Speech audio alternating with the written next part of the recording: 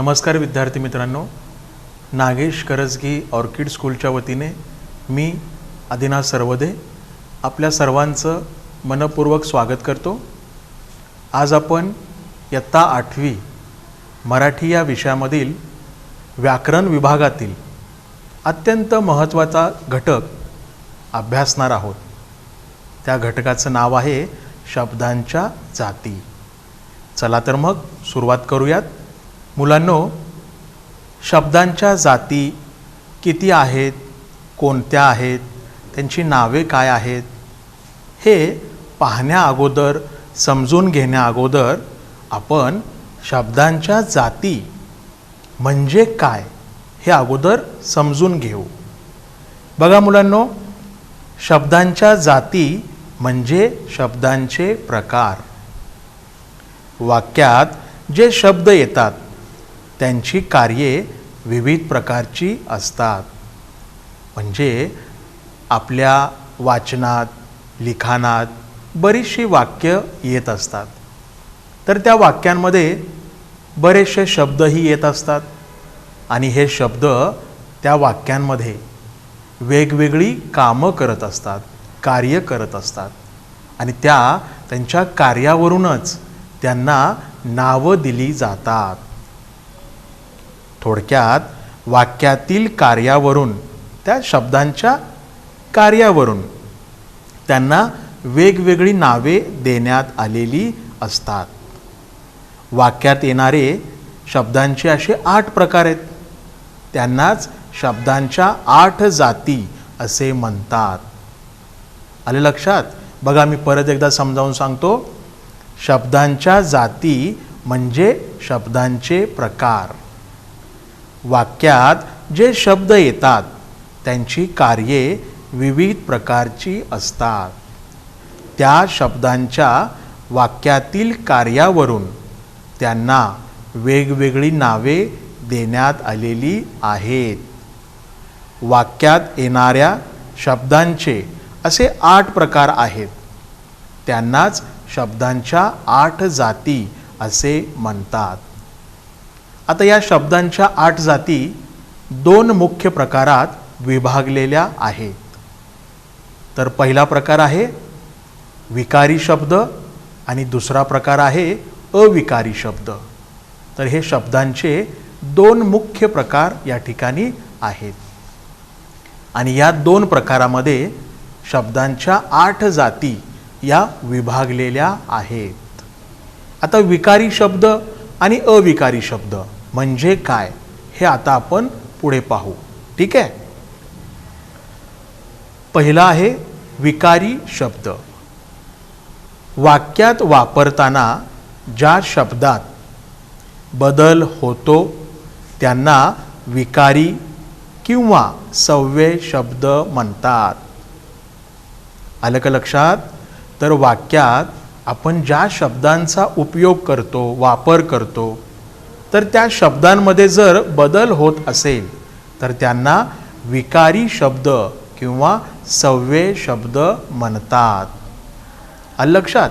आणि दुसरा प्रकार आहे अविकारी शब्द। वाक्यात उपयोग करताना ज्या शब्दांमध्ये बदल होत नाही त्यांना अविकारी किंवा अव्यय शब्द म्हणतात।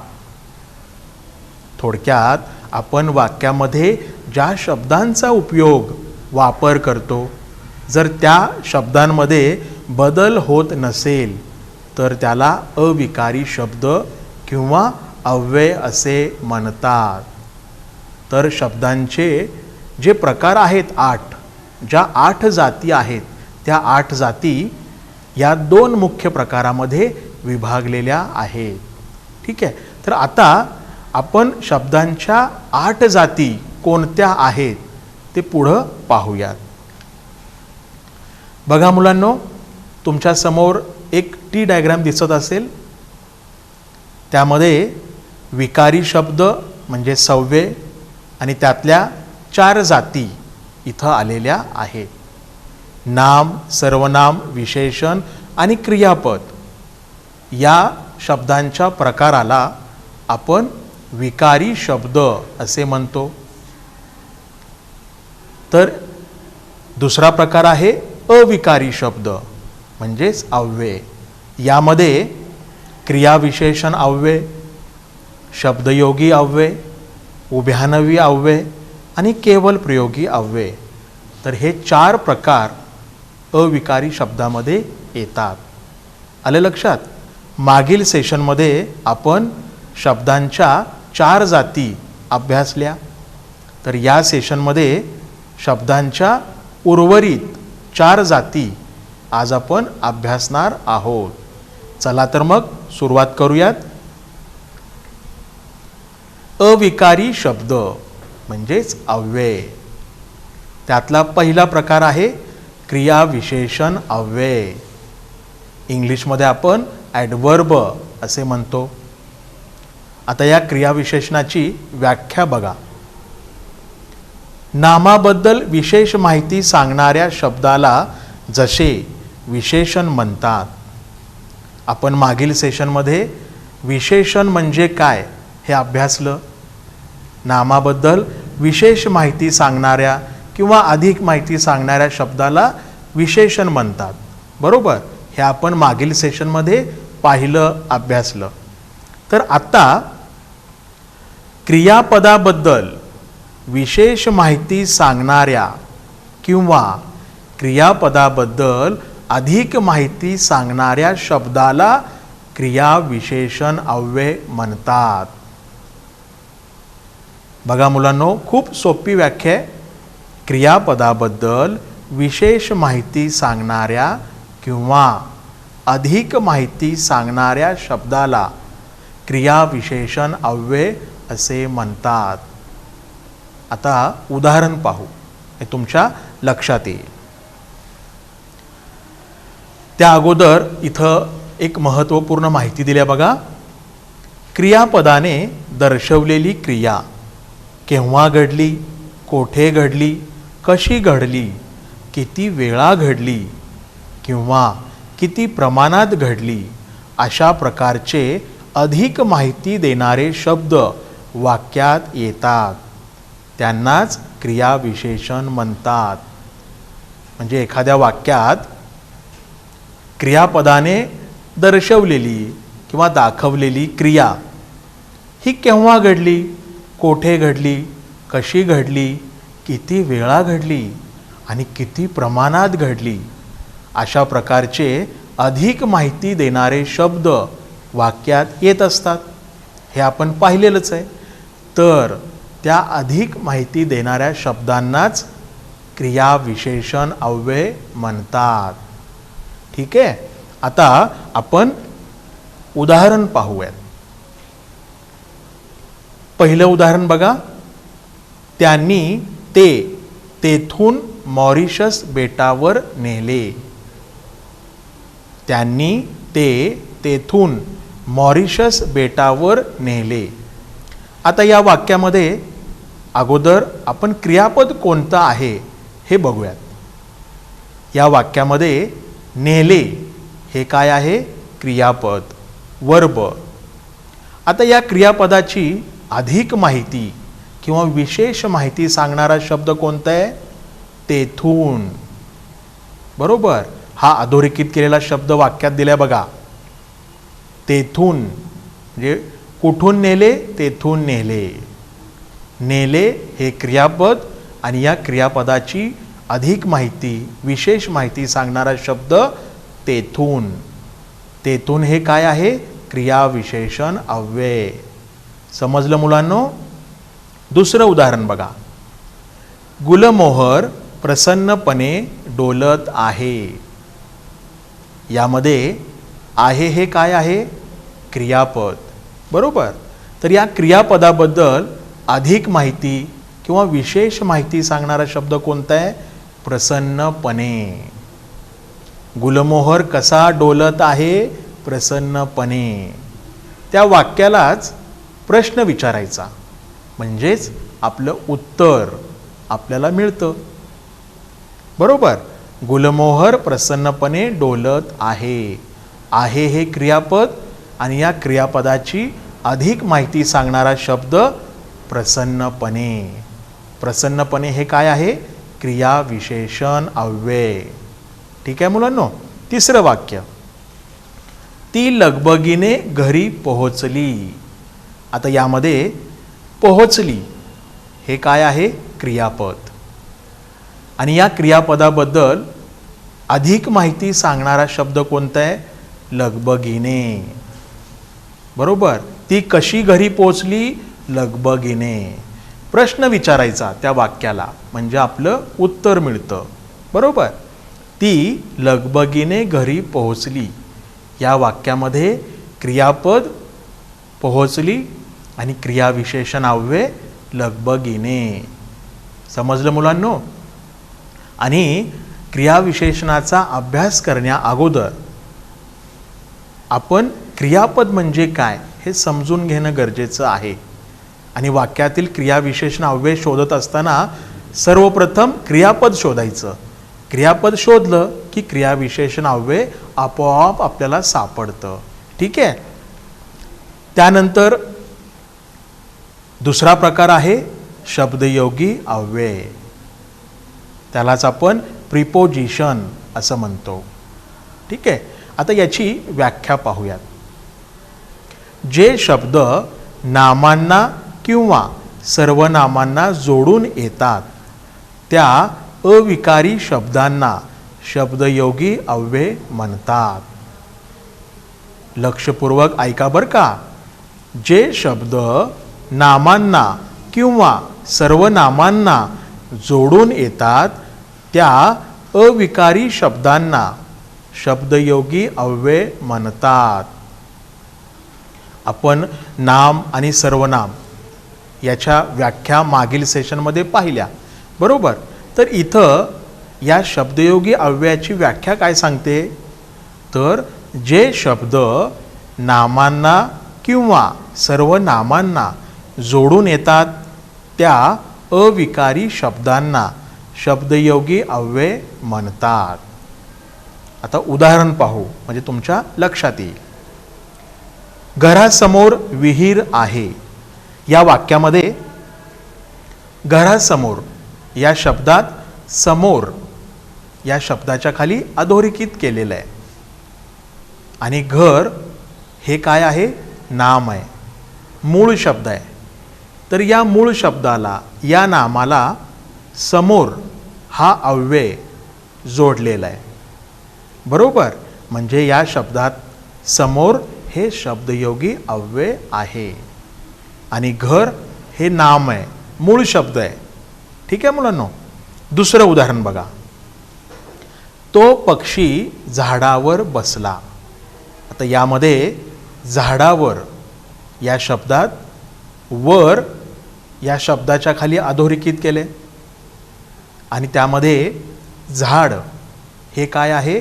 नाम, मूळ शब्द आहे. तर त्या मूळ शब्दाला त्या नामाला वर हा शब्दयोगी अव्यय जोडला गेला आहे. बरोबर. तर वर हे काय आहे? शब्दयोगी अव्यय. तिसरं वाक्य, सूर्य डोंगरामागे गेला. यामध्ये डोंगरामागे या शब्दात डोंगर हे नाम आहे, मूळ शब्द आहे. आणि त्या मूळ शब्दाला मागे हा शब्दयोगी अव्यय जोडला गेला आहे. आलं लक्षात मुलांनो. तर व्याख्या बघा मी परत एकदा समजावून सांगतो. जे शब्द नामांना किंवा सर्वनामांना जोडून येतात त्या अविकारी शब्दांना शब्दयोगी अव्यय म्हणतात. ठीक आहे. आता शब्दयोगी अव्यय या प्रकाराशी संबंधित काही प्रमुख मुद्दे या ठिकाणी आपण पाहणार आहोत. त्यातील पहिला मुद्दा आहे सामान्य रूपे. आता सामान्य रूप म्हणजे काय? तर बघा, जेव्हा शब्दयोगी अव्यय नाम किंवा सर्वनाम यांना जोडून येतात तेव्हा नामाच्या किंवा सर्वनामाच्या मूळ रूपात बदल होतो. अशा बदललेल्या रूपालाच सामान्य रूप असे म्हणतात. आलं का लक्षात मुलांनो? बघा मी परत सांगतो. जेव्हा शब्दयोगी अव्यय नामाला किंवा सर्वनामाला जोडून येतात तेव्हा त्या नामाच्या किंवा सर्वनामाच्या मूळ रूपात बदल होतो. अशा बदललेल्या रूपाला सामान्य रूप असे म्हणतात. आता सामान्य रूप याची व्याख्या आपण पाहिली. उदाहरण समजून घेतल्यावर तुम्हाला हा प्रकार सुद्धा समजेल. बघा उदाहरण, मगाशीच जी उदाहरणं आपण पाहिली तीच उदाहरणं आपण इथं घेऊयात. घरासमोर विहीर आहे, तो पक्षी झाडावर बसला, सूर्य डोंगरामागे गेला. आता या प्रत्येक वाक्यात अधोरेखित केलेला शब्द आहे. पहिल्या वाक्यात समोर, त्यानंतर वर, मागे. हे काय आहेत? शब्दयोगी अव्यय. आणि हे त्या शब्दाला जोडून आलेत, नामाला जोडून आलेत. बरोबर. तर आता आपल्याला सामान्य रूप पाहायचं आहे. बघा मुलांनो, खाली तुम्हाला दिसत असेल घरासमोर, यामध्ये मूळ शब्द कोणता आहे? तर घर. आणि शब्दयोगी अव्यय समोर. समोर हा शब्दयोगी अव्यय घर या नामाला किंवा या मूळ शब्दाला जोडून आलाय. त्यामुळं त्या नामाचं रूप बदलले, सामान्य रूप झाले. बरोबर. ते कसं बघा, घरचं घरा. म्हणजे समोर हा शब्दयोगी अव्यय घर या मूळ शब्दाला जोडल्यामुळं त्या मूळ रूपात थोडा बदल झालाय आणि त्या बदललेल्या रूपालाच सामान्य रूप असे म्हणतात. मग इथं या शब्दात सामान्य रूप कोणतं आहे? घरा. तसंच दुसऱ्या वाक्यात झाडावर, यामध्ये झाड हे मूळ शब्द आहे, नाम आहे. त्याला वर हा शब्दयोगी अव्यय जोडला गेलाय. हा शब्दयोगी अव्यय त्या मूळ शब्दाला जोडल्यामुळं झाडचं काय झाले? झाडा. तसंच खाली मागे हा शब्दयोगी अव्यय डोंगर या मूळ शब्दाला जोडल्यामुळं डोंगरचं डोंगरा झाले. आलं लक्षात? तर या बदललेल्या रूपालाच सामान्य रूप असे म्हणतात. जरी ते ऐकायला, वाचायला, लिहायला थोडेसे विचित्र वाटत असतील तरी सुद्धा ते आपण पाहायचेत, लिहून घ्यायचंय आणि समजून पण घ्यायचंय. ठीक आहे. तर यानंतर पुढचा जो अत्यंत महत्त्वाचा मुद्दा आहे तो म्हणजे शुद्ध शब्दयोगी अव्यय. बघा मुलांनो, नुसतं या प्रकारामध्ये आपल्याला शब्दयोगी अव्यय म्हणजे काय हेच पाहायचं नाही, तर या अव्ययाशी संबंधित इतर जे महत्त्वाचे मुद्दे आहेत ते सुद्धा आपण समजून घ्यायचे. कारण ते मुद्दे जर आपल्याला समजले तर हा प्रकार सुद्धा छान समजणार आहे. ठीक आहे. तर दुसरा मुद्दा आहे शुद्ध शब्दयोगी अव्यय. आता हा काय प्रकार आहे यासाठी आपण अगोदर उदाहरण पाहू. पहिलं उदाहरण बघा, आई देखील माझ्यावर रागावली. या वाक्यात आई देखील या शब्दात देखील या शब्दाच्या खाली अधोरेखित केले. बरोबर. त्यानंतर दुसरं वाक्य, घाबरल्यामुळे त्याच्या तोंडून शब्द सुद्धा बाहेर पडेना. या वाक्यामध्ये शब्द सुद्धा या शब्दात सुद्धा या शब्दाच्या खाली अधोरेखित केले. बरोबर. वरील वाक्यात देखील सुद्धा ही शब्दयोगी अव्यय आहेत. बरोबर. तर देखील सुद्धा यासारखी शब्दयोगी अव्यय शब्दाला जोडूनही मागील शब्दांचे सामान्य रूप होत नाही. अशा शब्दयोगी अव्ययांना शुद्ध शब्दयोगी अव्यय असे म्हणतात. नीट लक्षपूर्वक बघा मुलांनो, या पहिल्या उदाहरणामध्ये देखील हा शब्दयोगी अव्यय आई या मूळ शब्दाला जोडल्यामुळं त्याचं मूळ रूपात बदल झालाय का? तर नाही. आपण या शुद्ध शब्दयोगी अव्ययाच्या अगोदर सामान्य रूप हा घटक पाहिला आणि त्यामध्ये आपण काय पाहिलं? तर शब्दयोगी अव्यय त्या नामाला जोडल्यावर त्या नामाचं रूप बदलतं. पण या शुद्ध शब्दयोगी अव्ययामध्ये शब्दयोगी अव्यय त्या नामाला जरी जोडला गेला असला तरी त्या नामाच्या रूपात बदल झाला नाही. तसंच खालच्या शब्दात बघा, शब्द सुद्धा.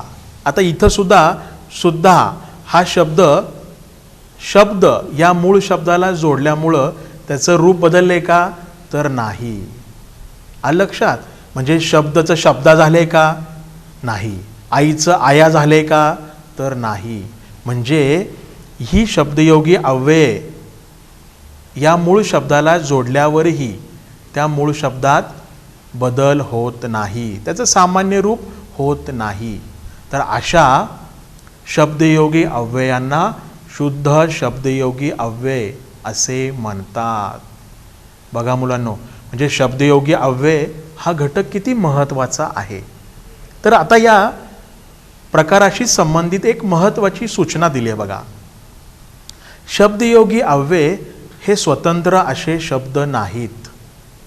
पुढे, मागे, वर, खाली, आत, बाहेर, समोर, नंतर, दूर, जवळ यासारखे शब्द ही मूळची क्रियाविशेषणं आहेत, म्हणजे ॲडवर्ब आहेत.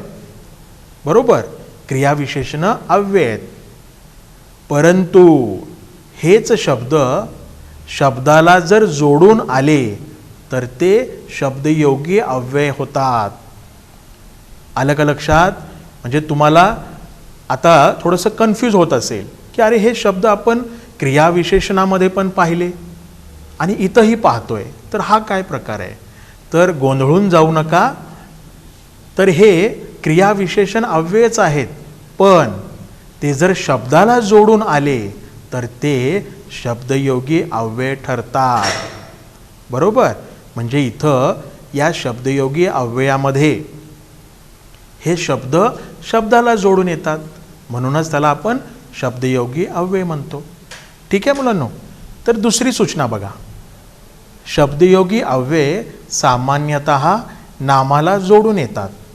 तसे असले तरी शब्दयोगी अव्यये क्रियापदे, क्रियाविशेषणे यांनाही केव्हा केव्हा जोडून येतात. उदाहरण बघा, येईपर्यंत, बसल्यावर, जाण्यापेक्षा, बोलण्यामुळे, परवापासून, यंदापेक्षा, केव्हाच, थोडा सुद्धा. आलं लक्षात? तर हा शब्दयोगी अव्यय हा प्रकार तुम्हाला छान समजला असेल. आता तिसरा प्रकार, उभयान्वयी अव्यय. त्यालाच आपण इंग्लिशमध्ये कंजक्शन असं म्हणतो. आता या उभयान्वयी अव्ययाची व्याख्या बघा. दोन शब्द किंवा दोन वाक्ये जोडणाऱ्या अविकारी शब्दाला उभयान्वयी अव्यय असे म्हणतात. दोन शब्द किंवा दोन वाक्ये जोडणाऱ्या अविकारी शब्दाला उभयान्वयी अव्यय असे म्हणतात. इंग्लिशमध्ये कंजंक्शन. बरोबर. उभय म्हणजे काय? तर दोन, आणि अन्वय म्हणजे संबंध. वाक्यातील दोन शब्द किंवा दोन वाक्ये यांचा संबंध जोडण्याचं काम हे उभयान्वयी अव्यय करत असतात. आलं लक्षात? तर आता आपण उदाहरण पाहू म्हणजे तुमच्या लक्षात येईल. आईने सर्वांना लाडू व चिवडा दिला. मुलांनो, या वाक्यामध्ये आईने सर्वांना लाडू हे पहिलं वाक्य, त्यानंतर चिवडा दिला हे दुसरं वाक्य. ही दोन छोटी वाक्ये आहेत. ही दोन छोटी वाक्ये व या अक्षराने जोडली गेलेली आहेत. म्हणजे दोन वाक्यांना जोडण्याचं काम व हे अक्षर उभ्यानवी अव्यय इथं करतोय. किंवा दुसरं वाक्य बघा, ढग गडगडले हे पहिलं वाक्य आणि दुसरं वाक्य पाऊस सुरू झाला. आता या दोन वाक्यांना जोडण्याचं काम आणि या उभ्यानवी अव्ययाने केलेलं आहे. बरोबर. तिसरं वाक्य, राहुल दंगा करतो म्हणून शेवटी मार खातो. यामध्ये राहुल दंगा करतो हे पहिलं वाक्य आणि दुसरं वाक्य शेवटी मार खातो. तर या दोन वाक्यांना जोडण्याचं काम म्हणून हा उभ्यानवी अव्यय करतो. लक्षात. तर दोन शब्द किंवा दोन वाक्ये जोडणाऱ्या अविकारी शब्दाला उभ्यान्वयी अव्यय असे म्हणतात. ठीक आहे मुलांनो. तर हा खूप सोपा प्रकार आहे. यानंतर चौथा प्रकार केवल प्रयोगी अव्यय, त्यालाच आपण इंग्लिशमध्ये इंटरजेक्शन असं म्हणतो.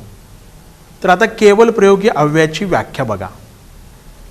मनातील भावना व्यक्त करणाऱ्या उद्गारवाची अविकारी शब्दाला केवल प्रयोगी अव्यय असे म्हणतात. मुलांनो, आपल्या मनामध्ये वेगवेगळ्या प्रकारच्या भावना निर्माण होत असतात आणि त्या भावना व्यक्त करणारे शब्दसुद्धा आहेत. तर अशा शब्दांनाच उद्गारवाचक किंवा केवल प्रयोगी अव्यय असं म्हणतात.